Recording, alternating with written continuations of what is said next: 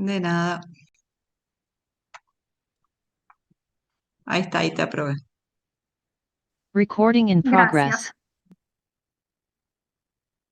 Bien. Ahora sí. ¿Me escuchás, Rocío? ¿Que te uniste recién?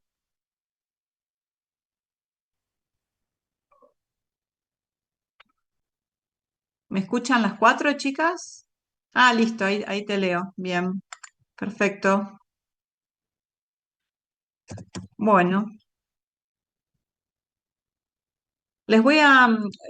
discúlpenme, chicas, que yo les dije ayer que les mandaba las guías y la verdad me olvidé a la noche. Se las acabo de mandar, no sé si alguna ya miró el mail, pero se las mandé hace 10 minutos. No hay problema, profe, gracias. Las presentaciones y las guías. La guía, porque es una sola.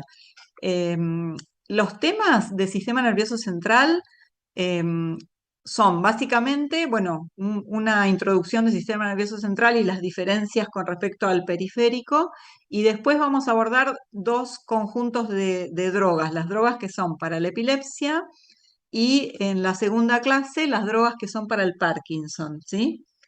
Em, Así que hoy vamos a arrancar con generalidades y antiepilépticos, ¿sí? Antiepilépticos o anticonvulsivantes, que son sinónimos. Eh, para lo cual les voy a compartir una presentación.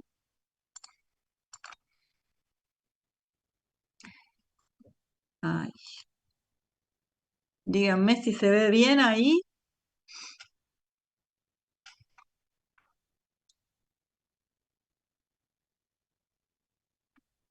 ¿Se ve la presentación del sistema Sí, profe, nervioso? sí, se Perfecto, ve. bueno, bárbaro. Bueno, como les decía, sistema nervioso, para recordar, ¿no? Se divide en sistema nervioso central, sistema nervioso periférico, que a la vez se divide en lo que es sistema nervioso somático y autónomo, que incluye el simpático y el parasimpático, ¿sí? Muchas de las drogas que vamos a ver después, más adelante, cuando se traten, o sea, después de que Martín les dé todo lo que es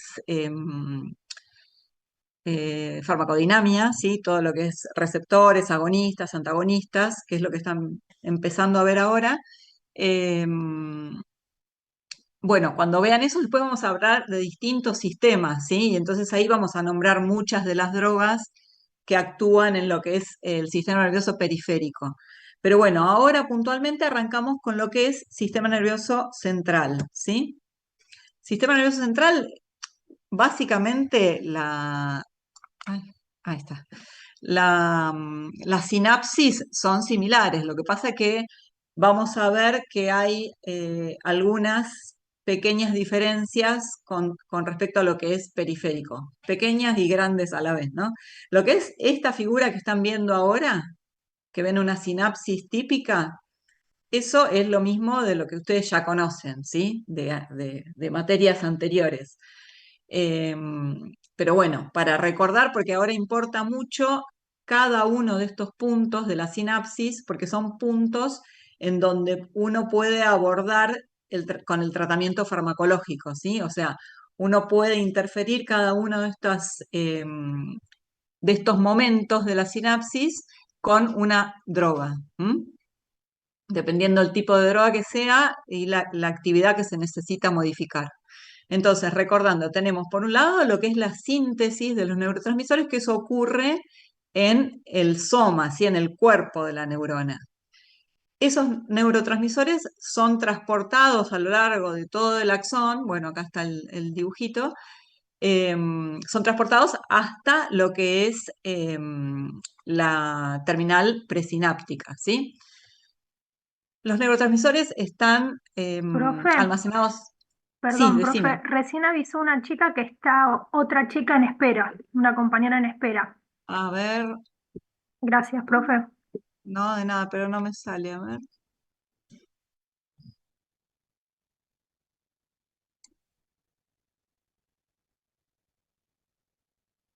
A ver, chicas, voy a dejar de compartir un momentito, a ver si puedo ver. A mí me figura,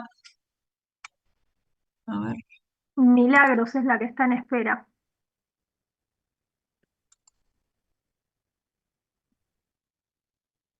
A ver, le voy a mandar, ustedes le pueden mandar que tengo el celular lejos, que salga y se vuelva a unir, porque a mí no me figura en espera. Quizás se unió otro link.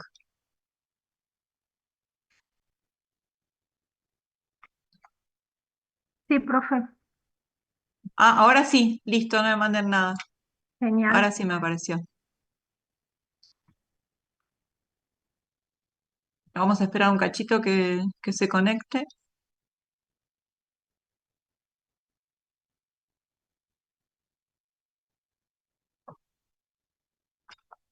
No, pareciera como que no lo logro.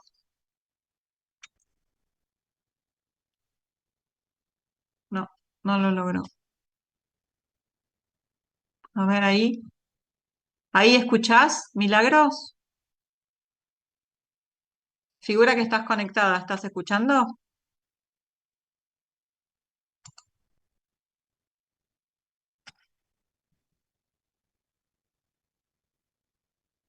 Bueno, a mí me figura que estás conectada. Mandá un chat a ver si podés escuchar, si está todo bien. Listo, perfecto, ahí te leí. Bueno, ahí vuelvo a poner la misma presentación, ¿sí? Ahí está, ¿se ve la figura? Sí, ¿Se ve, profe, chicas? Bien. sí, Bueno, entonces estábamos, los neurotransmisores se almacenan dentro de las vesículas, ¿sí? Esas vesículas, cuando llega el potencial de acción, que acá está graficado, a lo largo de la membrana de la neurona, esa entrada de calcio que provoca la llegada del potencial de acción, provoca que las vesículas, las membranas de las vesículas se fusionen con la membrana de la terminal presináptica y liberen su contenido a la hendidura, ¿sí? El neurotransmisor en la hendidura o bien es recaptado o bien se une a la membrana posináptica, ¿sí? A los receptores de la membrana posináptica. ¿Me comí algún paso? Llegada al potencial, recuperación. Bueno, no me comí ninguno. Después, eh, otro punto que no lo veo acá,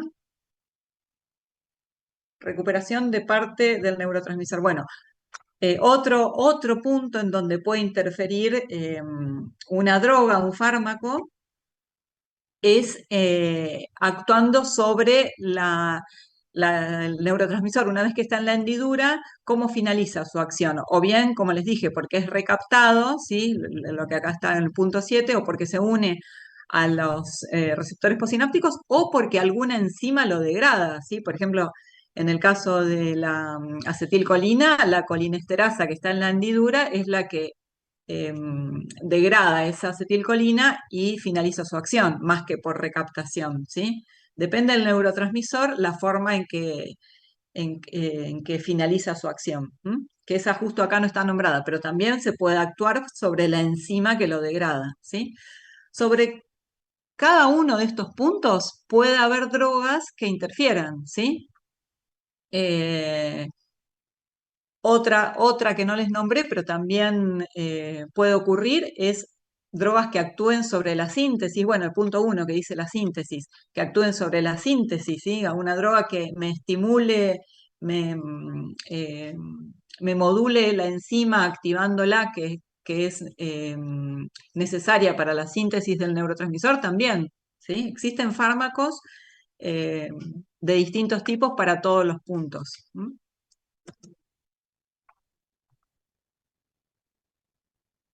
Ahí está. Le tengo que dar fuerte para que pase. Ahora puse una imagen de los tipos de receptores en sistema nervioso central. A esto quería llegar, a que hay, así como en el sistema nervioso periférico, receptores de distintos tipos. Tenemos los ionotrópicos, los metabotrópicos, ¿sí? Los ionotrópicos que son los que por su activación se abre un canal y entran o salen iones, y los metabotrópicos que no tienen involucrado un canal, sino que tienen involucrado, por ejemplo, la proteína G, ¿sí? Que desencadena una respuesta en la célula. Y en sistema nervioso central, la particularidad es que también tenemos funcionando como receptores de drogas a los canales voltaje dependientes, ¿sí?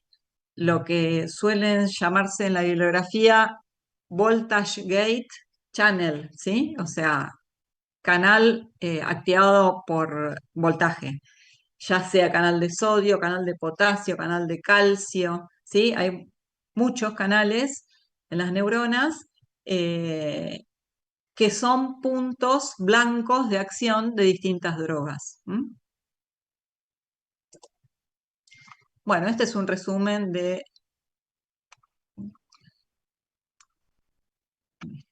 este es un resumen de esto que les acabo de mencionar, ¿sí? Un canal controlado por voltaje, un receptor ionotrópico que también es un canal, ¿sí? La unión del ligando produce la apertura de ese canal, ¿sí? O los receptores metabotrópicos, ¿sí? Los casos C y D. Por ejemplo, receptores asociados a proteína G. ¿M? Son los más comunes.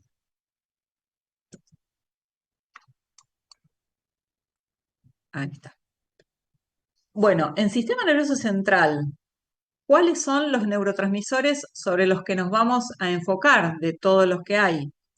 Acá, a modo de resumen, están mencionados los receptores del sistema nervioso más comunes. Nosotros nos vamos a enfocar específicamente sobre los que nos interesan para el caso de la epilepsia, ¿sí? Que son el GABA y el glutamato, y la glicina en parte, ahora los vamos a ver. Pero bueno, tenemos en general tanto aminas como la noradrenalina, la dopamina, la 5-hidroxitriptamina, acetilcolina, histamina, ¿sí? Tenemos aminoácidos, el GABA, la glicina, el glutamato, el aspartato, distintos aminoácidos que son neurotransmisores. Y después tenemos también los neuropéptidos.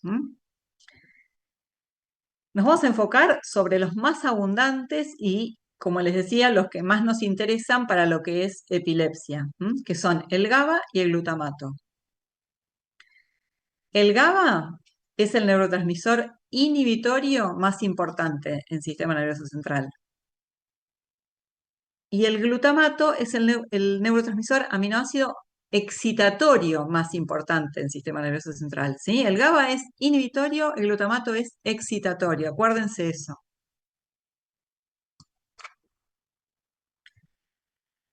¿Por qué les digo eso? Porque en el caso de la epilepsia eh, está muy afectado y hay una preponderancia de lo que es la excitación en el sistema nervioso central, ¿sí?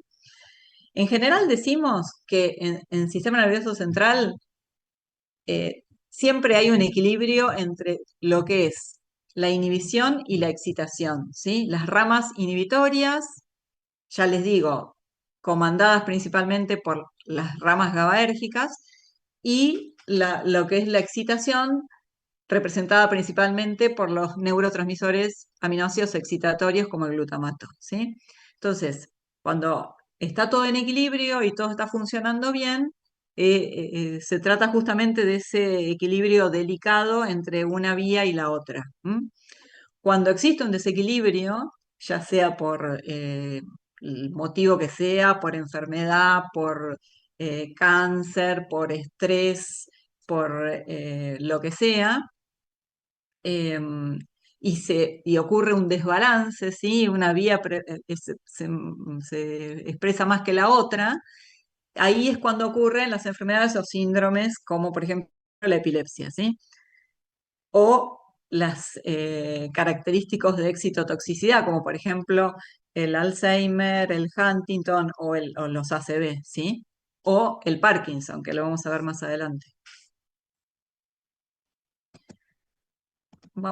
Antes de seguir, en el caso de la epilepsia, que ahora lo vamos a ver un poquito más en detalle, les decía, o sea, la fase excitatoria, todo lo que es la parte excitatoria en el cerebro, eh, está exacerbada, particularmente lo que es la corteza cerebral, ¿sí? Los focos epilépticos son grupos de neuronas que están descontroladas presentes siempre en la corteza y que se excitan más de lo normal, ¿sí? Por eso les digo que es un desbalance hacia la parte excitatoria y todo lo que uno trata de hacer en la epilepsia es tratar de inhibir esa vía excitatoria exagerada o de aumentar la vía inhibitoria, ¿sí? Para compensar esos focos sobreexcitados.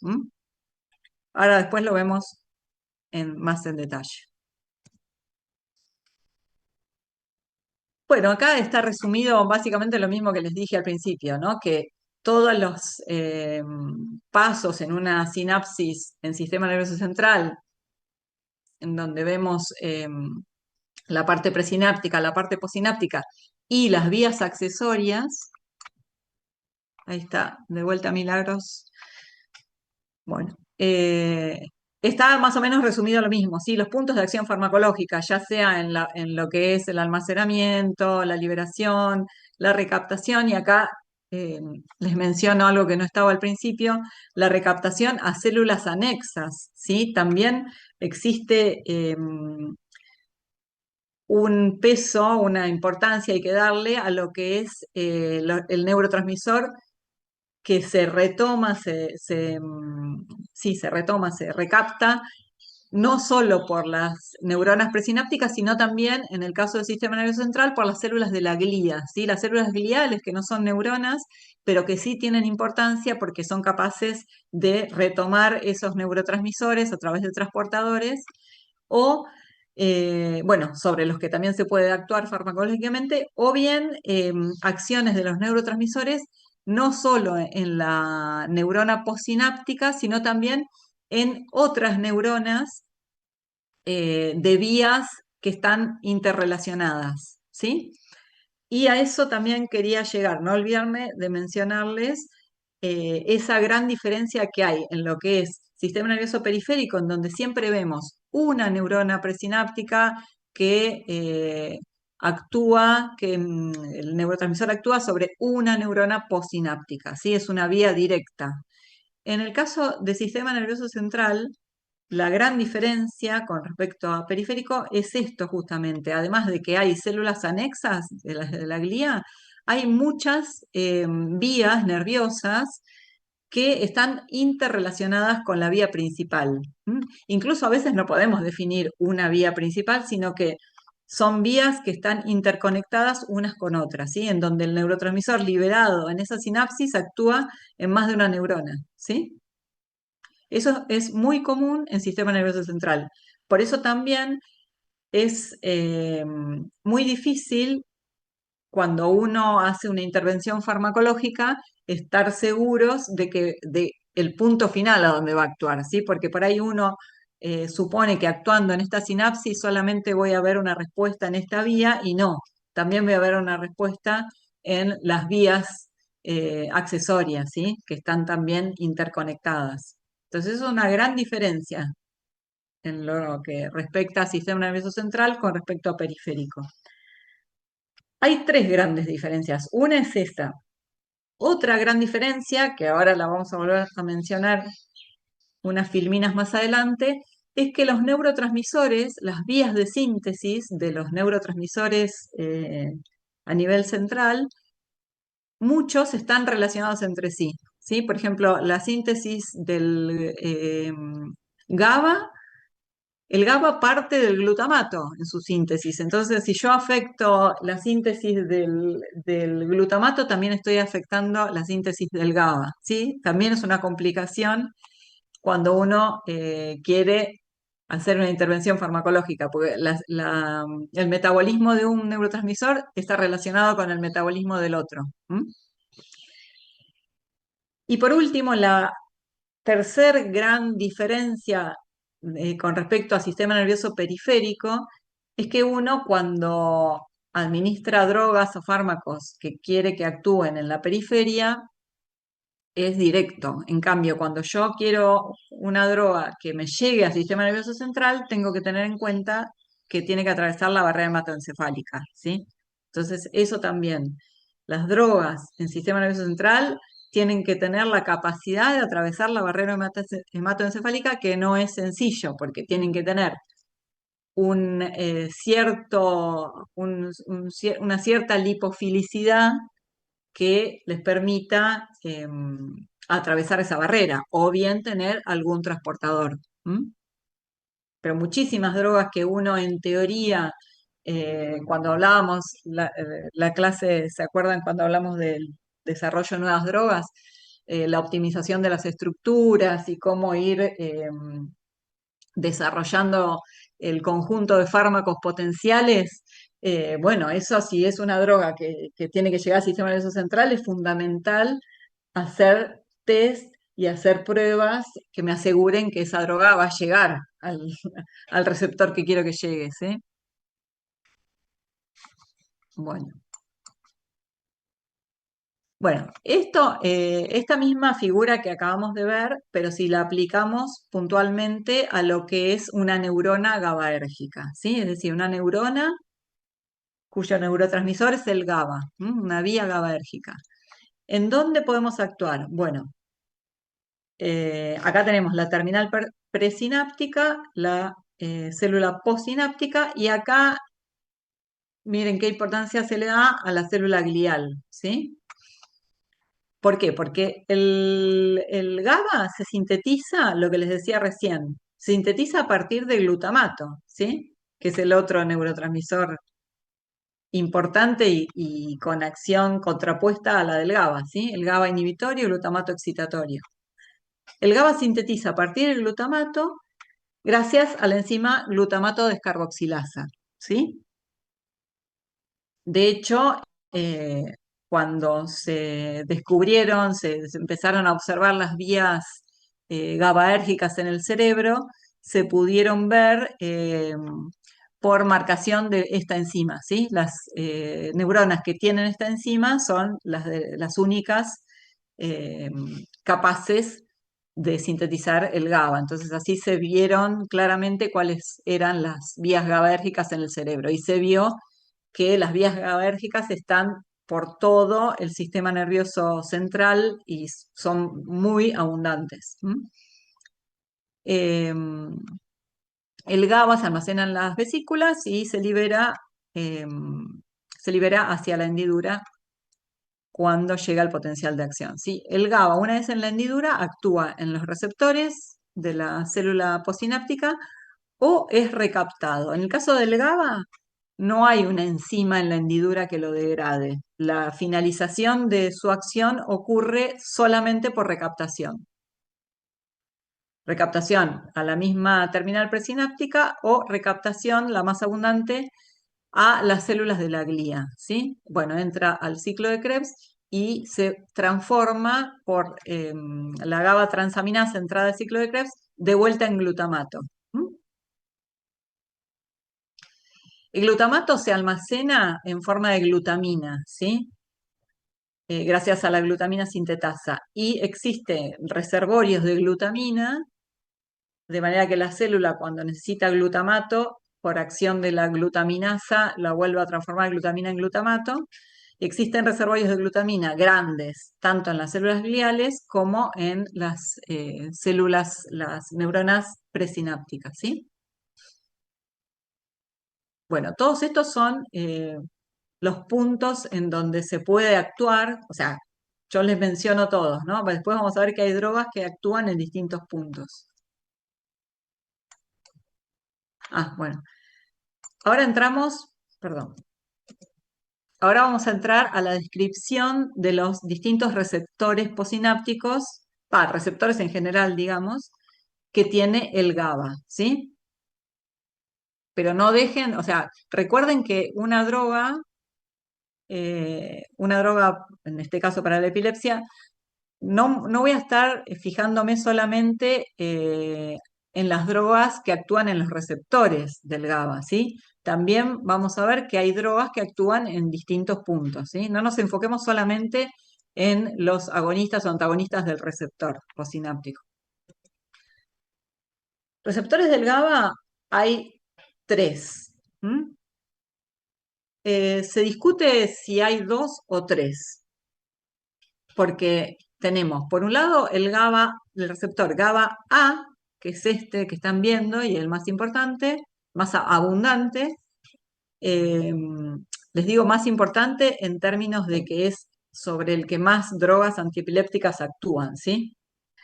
Después tenemos el GABA B y después tenemos el GABA C.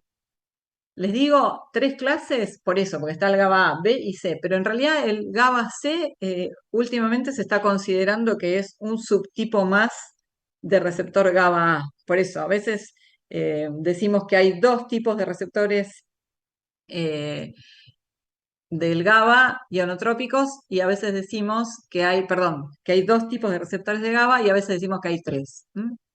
Pero bueno, el más importante, el más numeroso, acá dice, el más numeroso es el GABA A, ¿sí? Es un receptor ionotrópico, ¿sí? Un canal de cloruro, en donde cuando se une el ligando, que acá está marcado el sitio de acción del GABA, cuando se une el GABA, el receptor se abre y entran cloruros a la célula, ¿sí? Tiene estructura pentamérica, ¿sí? Dos subunidades alfa, dos subunidades beta y una subunidad, una quinta subunidad variable, ¿sí? Que es muy variable. Bueno, acá dice, hay distintos tipos de subunidades, gamma, 1, 2, 3, o las subunidades pueden ser distintas, la que llamamos delta, epsilon y así, ¿sí? Distintos subtipos. Estas están más conservadas, las alfa y las beta. Pero bueno, hay una gran cantidad de subtipos de receptores GABA A. Ven que acá les dice alta diversidad, 19 clases de subunidades, hay 19 clases de subunidades, ¿sí? Entre los subtipos de alfa, beta, que no son muchos, y los subtipos de esta quinta subunidad, hay 19 clases distintas de subunidades y se han constatado 12 combinaciones distintas, ¿sí? De manera que dentro de lo que es receptor GABA A, tenemos 12 subtipos ya conocidos distintos de receptor GABA A. Esto porque es importante saber que hay tanta variedad de receptores GABA A, bueno, porque los fármacos van a actuar muchas veces en forma selectiva.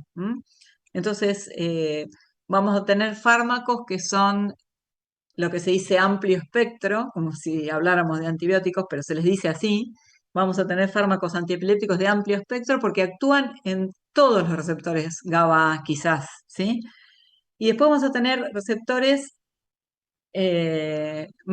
receptores no, perdón, fármacos más específicos porque actúan sobre algún subtipo de receptor GABA, ¿sí?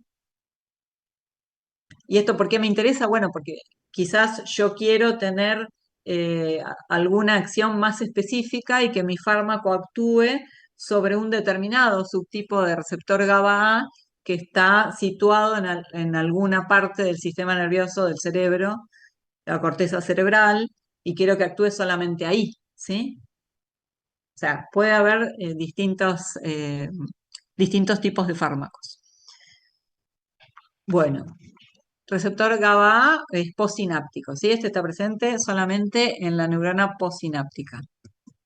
Y acá están descriptos sin figura el receptor GABA B y el receptor GABA C.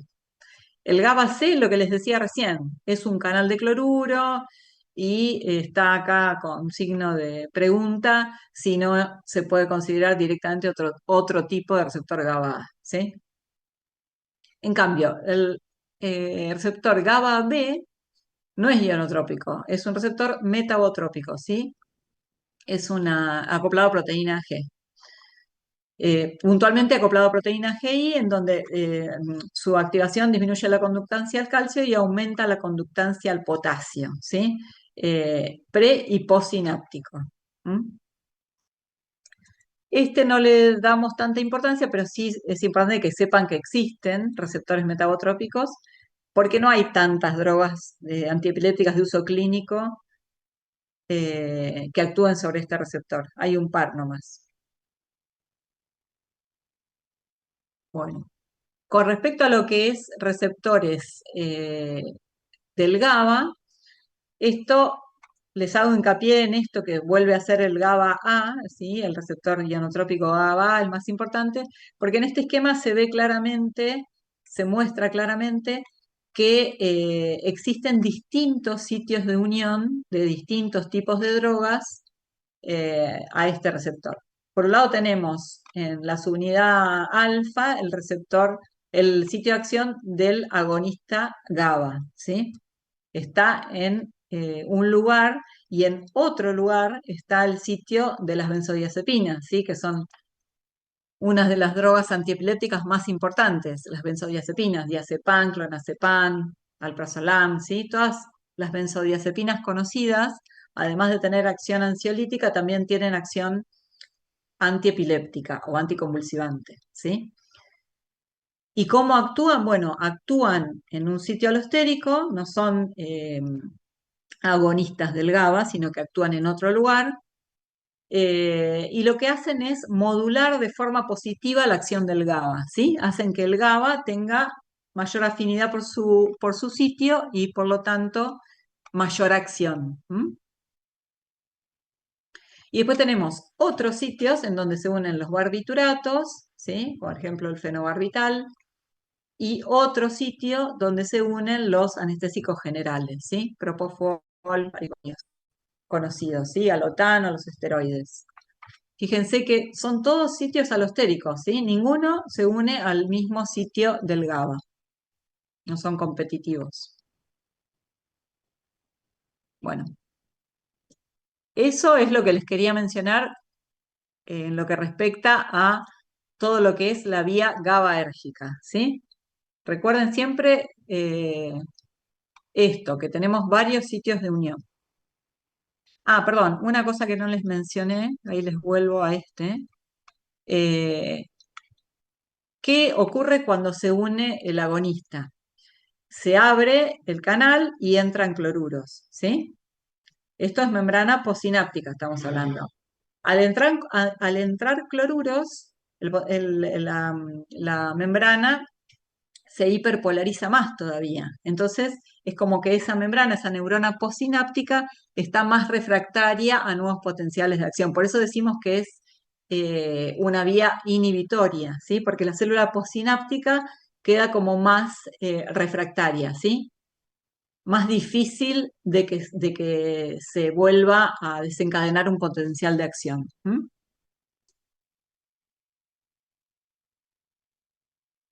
Bueno, ahora sí, vamos a pasar a mencionar rápidamente lo que es los receptores de glicina, ¿sí? La glicina es otro neurotransmisor aminoácido inhibitorio, ¿m? Igual que el GABA, solamente que no tiene tanta importancia porque la glicina está presente específicamente en la médula, ¿sí? Pero bueno, los canales de glicina son muy similares a los del GABA en cuanto a que son ionotrópicos, tienen una estructura pentamérica y hay algunas drogas que actúan específicamente en lo que es la glicina, pero ninguna de uso clínico, por eso no lo menciono más que esto. Bueno, y por último tenemos lo que es la sinapsis glutamatérgica, ¿sí? O sea, las vías en donde el neurotransmisor principal es el glutamato en vez del GABA. Estas son las vías excitatorias, ¿sí? Todo lo que vimos hasta ahora son vías inhibitorias. La vía glutamatérgica es vía excitatoria. ¿M? Bueno, acá brevemente tenemos lo mismo que teníamos en la primer filmina del GABA, ¿sí? Como es una terminal presináptica, postsináptica y las células de la glía, ¿sí? Y los distintos puntos de intervención farmacológica. Puede haber drogas que actúan sobre la enzima que transforma glutamina en glutamato, ¿sí? La glutaminasa. El glutamato luego se almacena en vesículas, se libera la hendidura y actúa en los receptores postsinápticos y la finalización de su acción, igual que con el GABA, es solo por recaptación, ¿sí? No hay acá tampoco una enzima. Y esa recaptación ocurre a las células de la glía o a a la célula presináptica de vuelta. En las células de la glía, lo mismo que pasaba con el GABA. Una vez que era transformado en glutamato, ese glutamato es transformado a glutamina, ¿sí? La glutamina es el reservorio de glutamato. Cuando la célula necesita glutamato, lo saca de acá, tanto en la glía, ay, perdón, tanto en la glía como en la célula presináptica. Bueno, ahora vamos a cortar y en 10 minutos hacemos un recreito, en 10 minutos retomamos en el mismo link. ¿Sí, chicas? Les aviso antes que se me corte porque se me está por cortar el Zoom. Sí, profe. Bueno, así que al mismo link, chicas. Nos vemos en 10 minutos.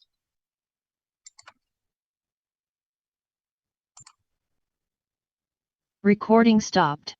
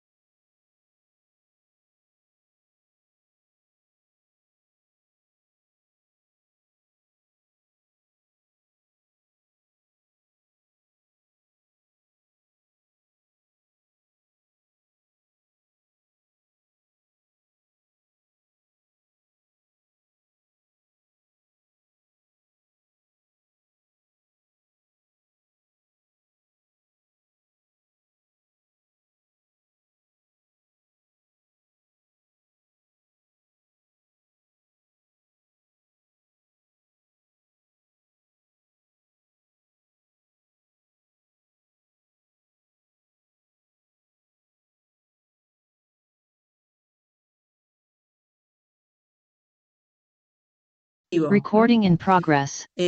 Antes se decía receptor de glutamato, después se vio que el N-metil de aspartato, ¿sí?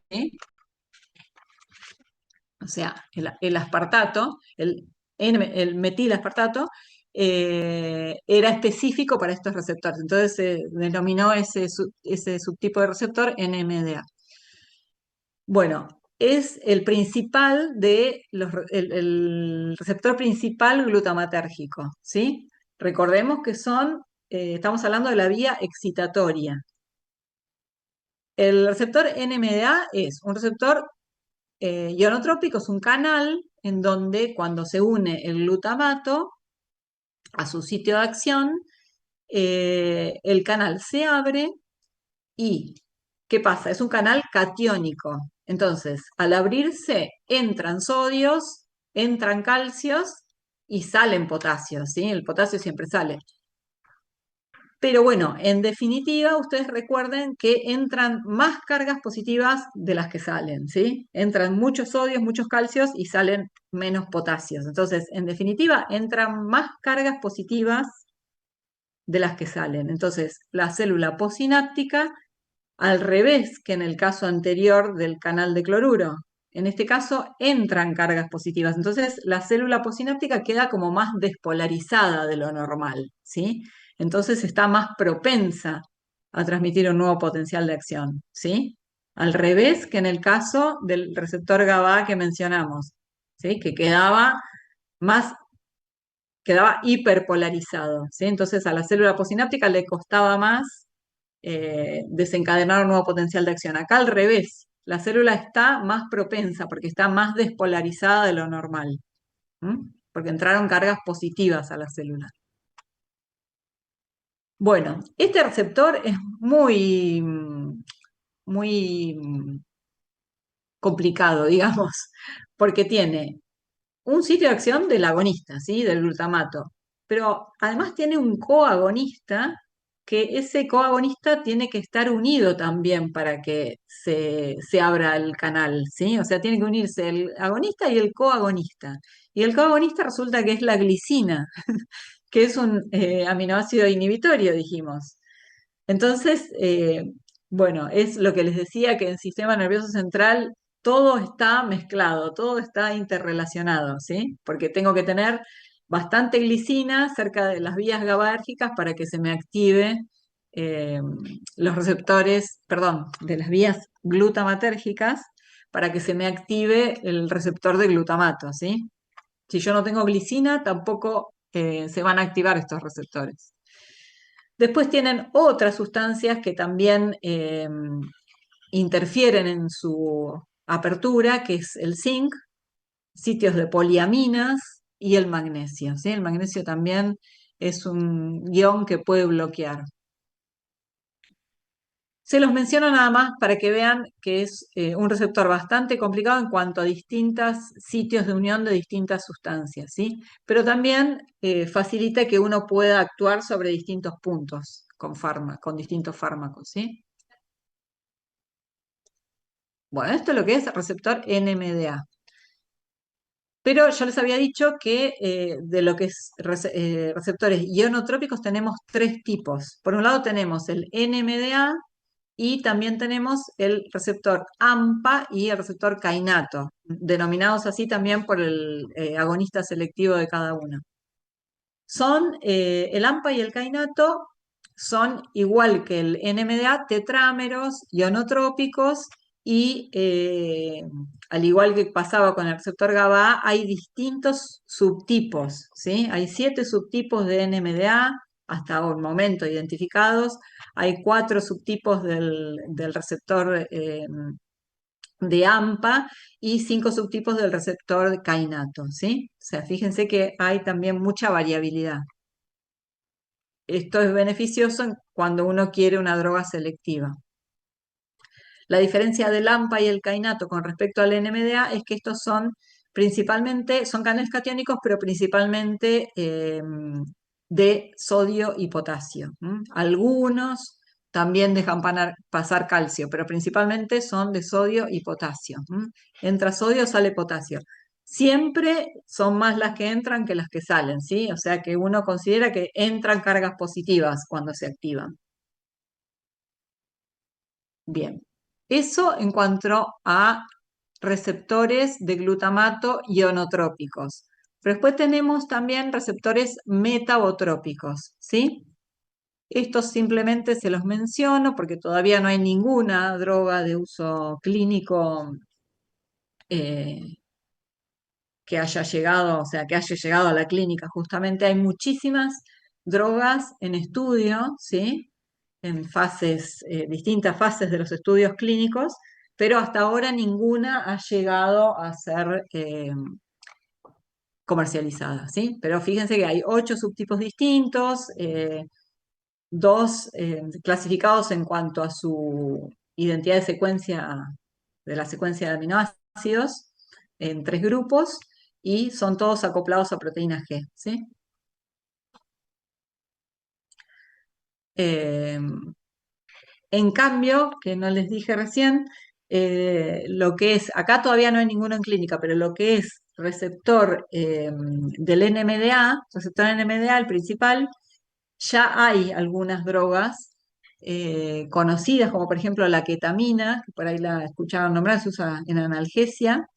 Ese es bloqueador del canal, ¿sí? Antagonista del canal NMDA. ¿Y qué otra? La memantina también, ¿sí? Que se usa para Alzheimer, eso también. ¿M? Esas actúan en el receptor NMDA.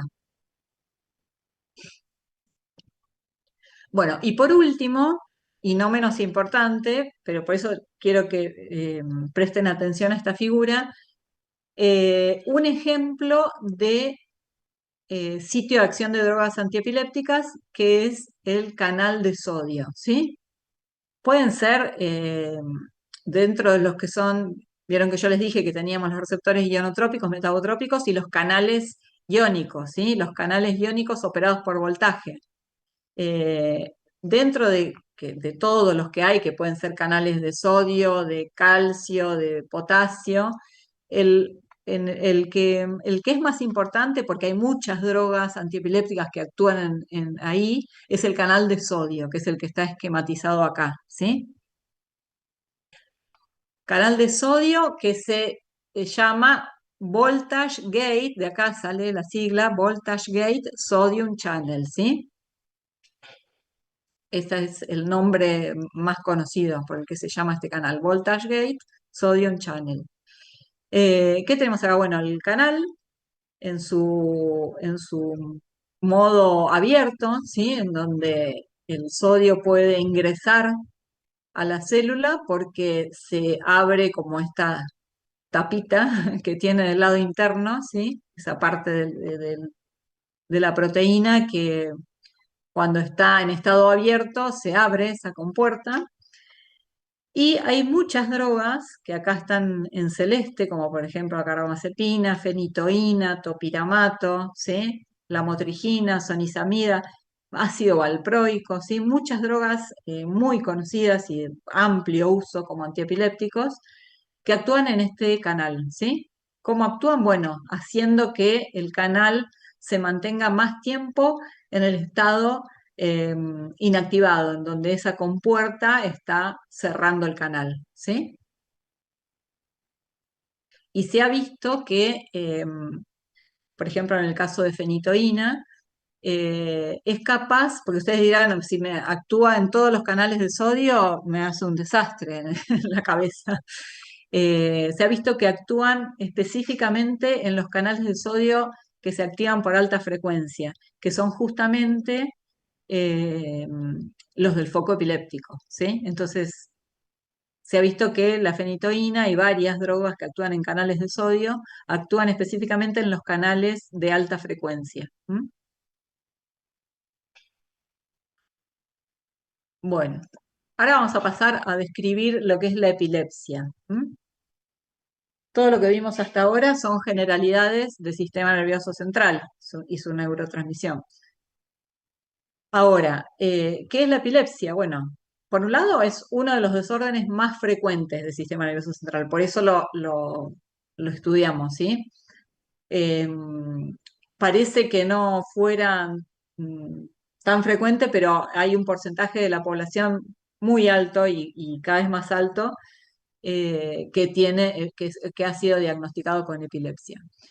Eh, Acá dice, 5% de las personas pueden sufrir alguna convulsión. Para que una persona sea diagnosticada con epilepsia, tiene que haber sufrido al menos 2 episodios convulsivos a lo largo de su vida, como para decir, bueno, esto puede ser diagnosticado y entonces se comienza a estudiar, ¿sí?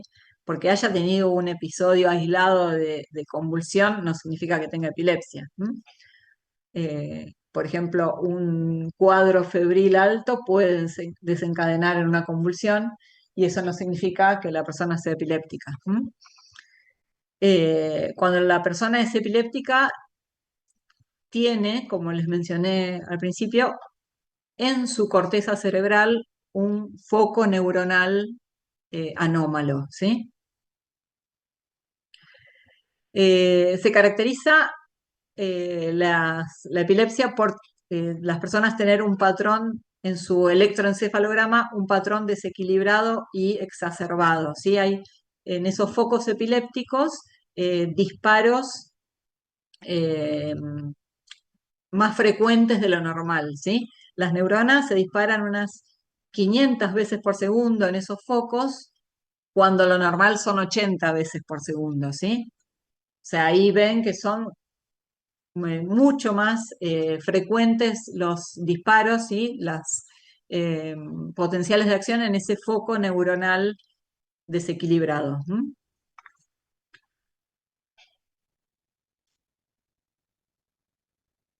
Bueno, causas de la epilepsia, o sea, ¿por qué puede ocurrir que una persona de repente empiece a manifestar epilepsia? Pueden ser motivos como traumatismos, ¿sí? Golpes fuertes, puede ser un tumor, puede ser por hidrocefalia, ¿sí? Una presión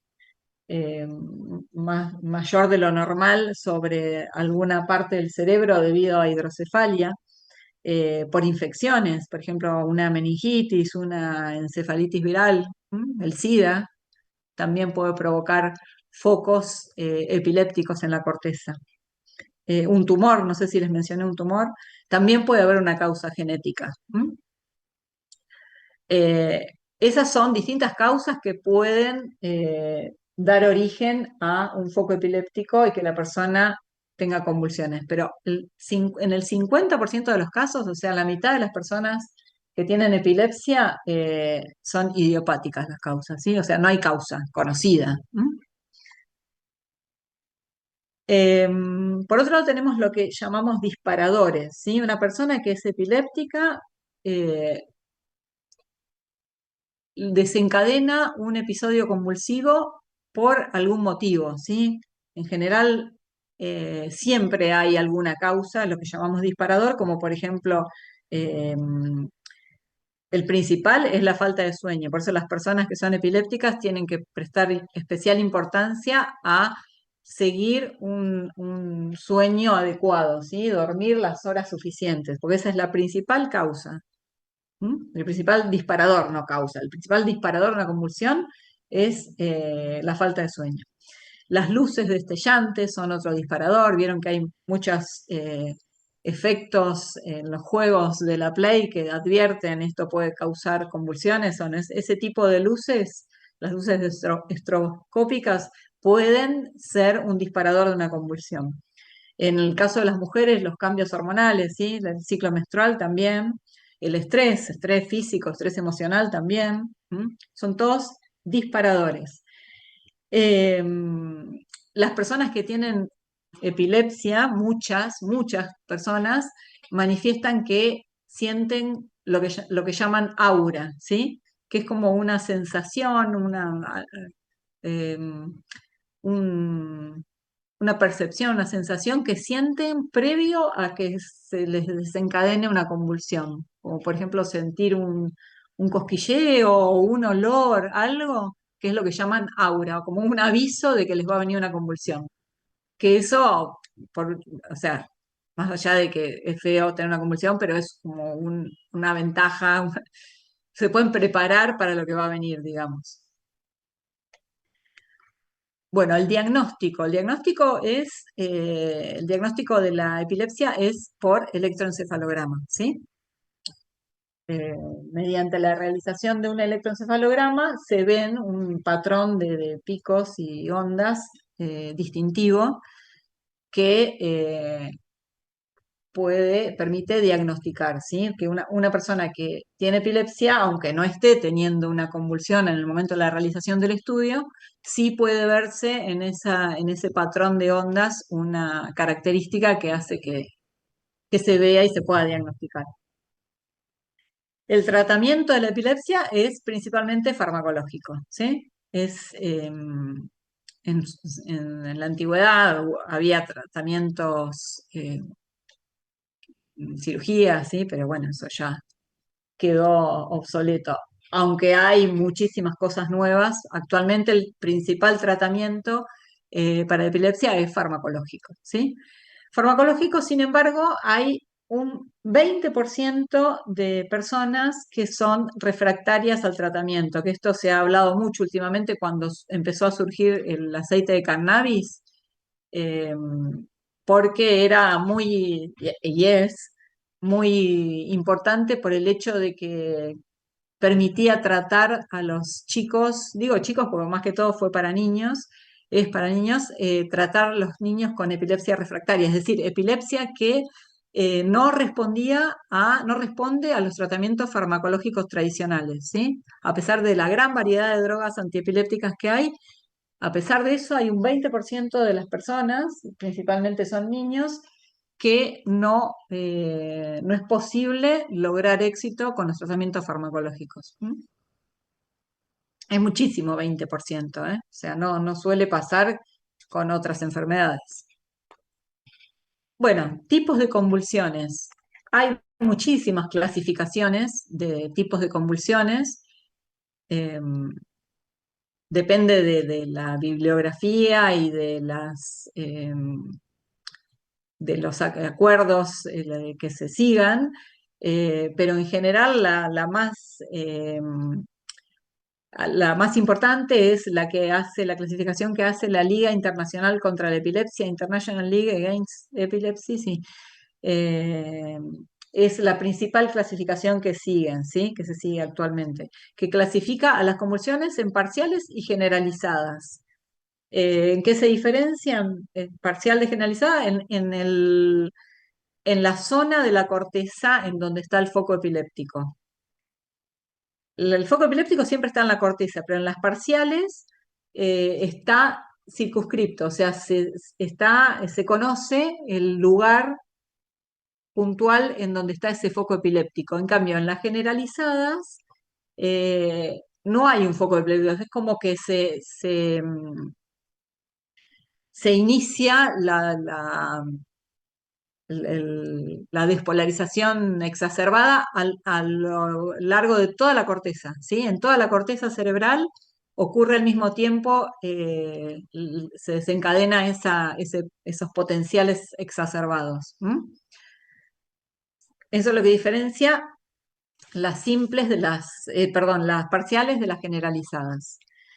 Después, dentro de cada una tenemos distintos tipos como subdivisiones en lo que es parciales y generalizadas. Las parciales, por ejemplo, tenemos las simples y las complejas, que se diferencian entre sí en cuanto a la pérdida de la conciencia, ¿sí? En el caso de las simples, no hay pérdida de conciencia y en las complejas sí. ¿M? Pero son convulsiones cortas y que tienen que ver con la zona, o sea, son muy distintas unas de otras porque tienen que ver con la zona en donde está ese foco epiléptico, ¿sí? Y tenemos un tercer tipo de convulsión parcial, que son las convulsiones parciales que evolucionan a tónico-clónicas generalizadas, o sea, comienzan en una zona de la corteza específica, pero terminan involucrando ambos hemisferios, toda la corteza, y la manifestación clínica es como una convulsión generalizada tónico-clónica. ¿Mm? Bueno, y dentro de las generalizadas tenemos, además de la más, digamos, la más dramática, que es la tónico-clónica generalizada, la que está última acá, tenemos en orden de, digamos, de gravedad, las crisis de ausencia primero, que es lo que antes se llamaba petit mal, que suele darse en niños. ¿M?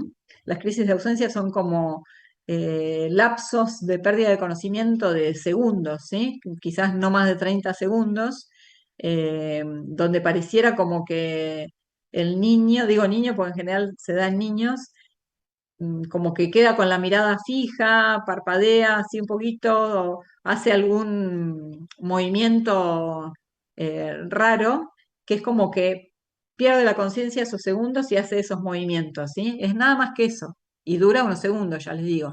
Ese es el petit mal. Después tenemos las convulsiones mioclónicas, que son como contracciones musculares de algún músculo del cuerpo, ¿sí? El tipo de, lo que uno observa es dependiendo de qué músculo sea el afectado. Eh, las clónicas, que son como sacudidas del cuerpo.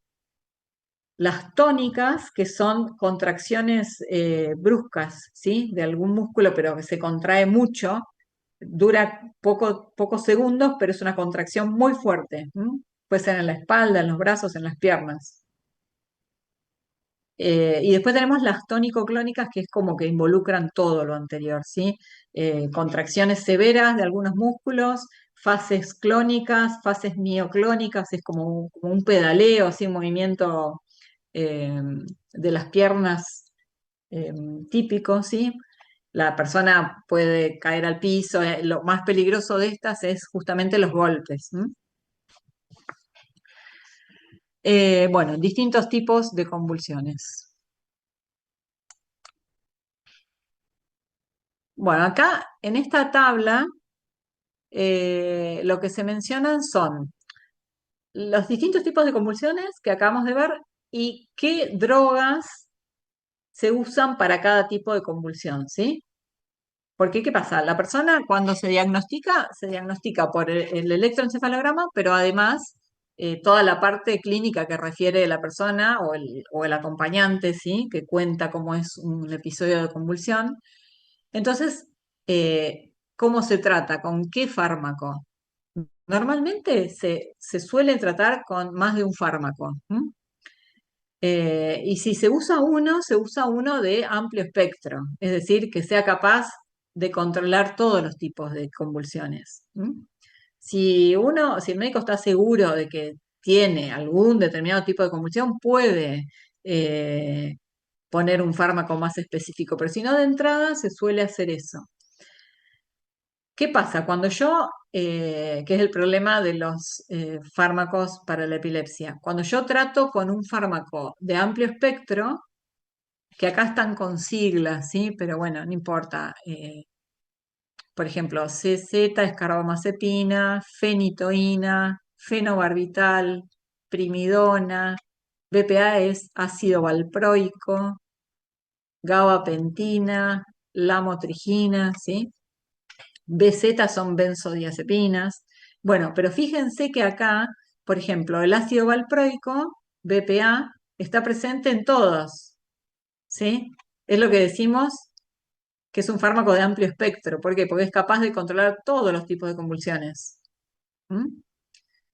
Otras drogas, como por ejemplo la etosuximida, ETH, solamente sirve para crisis de ausencia. ¿Me siguen? Las benzodiazepinas también, ¿sí? Bueno, entonces, ¿qué pasa? Cuando uno usa un fármaco de amplio espectro, por un lado tiene la ventaja de que puedo controlar todos los tipos de convulsiones, pero por otro lado tiene la gran desventaja, que es lo que les mencionaba que pasa con muchas drogas antiepilépticas, que también tiene muchos efectos adversos, ¿sí? Porque ¿qué pasa? Es de amplio espectro, es capaz de controlar un montón de tipos de convulsiones porque actúa en todos lados. No- Normalmente, o sea, frecuentemente, mejor dicho, lo que pasa es que estas drogas que son capaces de actuar frente a todos los tipos de convulsiones es porque son capaces de actuar en distintos sitios. Actúan en la vía GABAérgica, actúan en la vía glutamatérgica, actúan sobre los canales voltaje operados, ¿sí? Así como actúan en distintos blancos, en distintos puntos, eh, también tienen un montón de efectos adversos porque actúan por todos lados, ¿sí? Entonces, siempre se tiende, dentro de lo posible, a usar drogas selectivas, ¿sí? Que tengan acción sobre un determinado tipo de receptor y nada más, y eso me evita un montón de efectos adversos, ¿sí? Porque son muy selectivas, actúan solamente en un sitio específico. Entonces, la tendencia actual es esa. Muchas de estas drogas de amplio espectro están dejando de usarse o se tiende a eso. ¿Mm? Bueno, en este esquema lo que se representa es muy esquemático y muy simplificado, es una neurona presináptica GABAérgica, una neurona presináptica glutamatérgica, ¿sí? Y una célula postsináptica. O sea, acá dentro de lo que vimos antes y distintos puntos de acción de las drogas, está resumido las distintas drogas que actúan sobre cada enzima, sobre cada lugar receptor, ¿sí? Transportador, ¿sí? En amarillo está esquematizado la acción sobre los canales de sodio, en este caso. Las drogas que actúan bloqueando los canales de sodio, ¿sí? Si yo bloqueo el canal de sodio, impido el que se desencadene el potencial de acción y la transmisión de ese potencial de acción, ¿sí? Entonces estoy inhibiendo, tratando de inhibir ese foco epiléptico. Y fíjense la cantidad de drogas que actúan como bloqueantes de los canales de sodio, ¿sí? En naranja tenemos la vía glutamatérgica y las drogas que actúan en esa vía. En este caso no son tantas, ¿sí? Pero bueno, hay muchas drogas que actúan sobre el receptor NMDA, sobre el receptor AMPA y kainato. ¿Mm? Topiramato es muy conocida, pero fíjense que, por ejemplo, topiramato actúa en los receptores del glutamato y también actúa en los receptores de GABA, ¿sí? Y también actúa como bloqueante de sodio. Es un ejemplo de droga de amplio espectro, ¿sí? Actúa en varios puntos al mismo tiempo.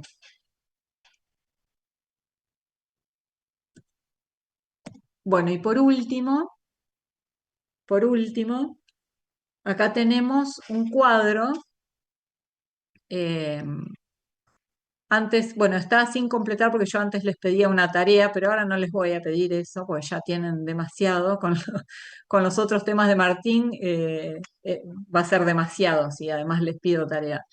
Entonces, pero sí quiero que presten atención a los que están mencionados como un resumen de los distintos mecanismos de acción que pueden tener las drogas antiepilépticas o anticonvulsivantes, ¿sí? Por un lado tenemos que es básicamente lo mismo que figura acá, ¿no? Pero acá a modo de tabla. Tenemos las drogas que actúan bloqueando los canales de sodio voltaje operados, ¿sí? Por otro lado tenemos las drogas que actúan bloqueando los canales de calcio voltaje operado, ¿sí? Yo les mostré el esquema de los de sodio, que son los más importantes, pero también hay muchas que actúan sobre los canales de calcio.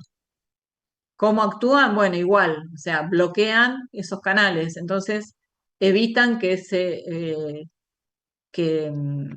ocurra, que entre el calcio a la célula, que se liberen los neurotransmisores. El mecanismo fundamental, la inhibición mediada por GABA, ¿sí? El incremento de la inhibición mediada por GABA. Si yo quiero controlar ese foco epiléptico, ese foco excitatorio, tengo que aumentar la inhibición. Bueno, ¿cómo lo aumento? Incrementando toda la vía GABAérgica, sea como sea, o actuando en los receptores postsinápticos, aumentando la síntesis de GABA, impidiendo la recaptación del GABA en la hendidura, así como sea, distintos mecanismos, pero que en definitiva me incrementen esa vía. o por el contrario, que me disminuyan la vía excitatoria, ¿sí? Mediada por el glutamato. Ejemplo, disminuyendo de alguna manera la cantidad de glutamato liberada, bloqueando los canales, los receptores de glutamato, ¿sí? ¿Está claro, chicas? Sí, profe. Bueno, perfecto. Bueno, básicamente eso es todo. Si cuando lo vuelvan a ver se les presentan dudas, obvio que me pueden preguntar. eh, pero bueno, les mencioné todo. Después tienen en la guía creo que hay un ejercicio, pero ya les digo, no les voy a pedir que me entreguen ejercicios en esta oportunidad porque va a ser demasiado. Pero si les surgen dudas en la guía o cuando vean las presentaciones, me preguntan, ¿sí? Porque este es un tema que entra en el segundo parcial, junto con lo que les dé Martín ahora en los próximos días. El jueves que viene es la segunda clase de sistema nervioso central, ¿sí? Después les mando el jueves a qué hora es la clase, si es a las 2 o a las 3, pero va a ser virtual. Bueno, chicas, eso es todo. Bueno, profe, muchas gracias. Hasta el Gracias, jueves. profe. Bueno, gracias a ustedes. Nos vemos la próxima. Chau, chau. Recording stopped.